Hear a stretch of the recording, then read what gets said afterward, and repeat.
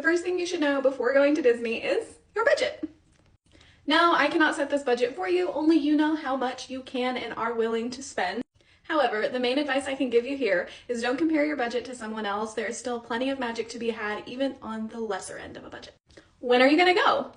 Yes, I know it sounds so much easier said than done, but when are you gonna go? And I am a really strong advocate for not following crowd calendars. If the summer is when you're available, go. If the winter is when you're available, go. However, a piece of advice I can offer when it comes to crowds is if it's your first time traveling to the parks, maybe steer clear of the week between Christmas and New Year's.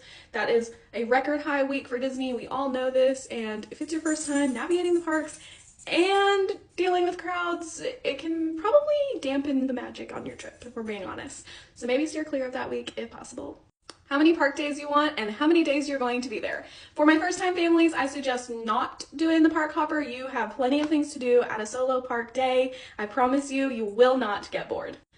I like to advise if you're going to conquer the parks and your first trip and you're going to see all 4 parks, maybe put a rest day between 2 park days. That's what my family does. It works best for us and it just makes everything so much more seamless.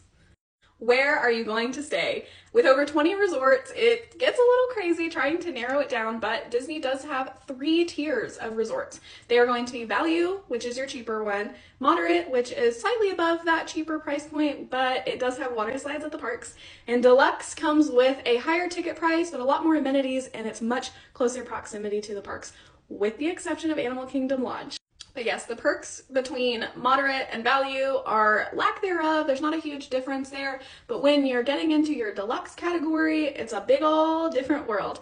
I prefer the Poly, that's where my family stays. It's kind of nostalgic. We're a military family and we used to just go there after deployments and celebrate it, and we ended up falling in love, and that's typically where we stay. But I have stayed at the value resorts, and All-Star Movies is so cute for the littles.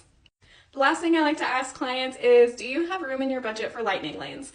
If you're not familiar, that is Disney's Skip the Line program, and it gets a little costly, but once again, you're skipping the line on your favorite attractions.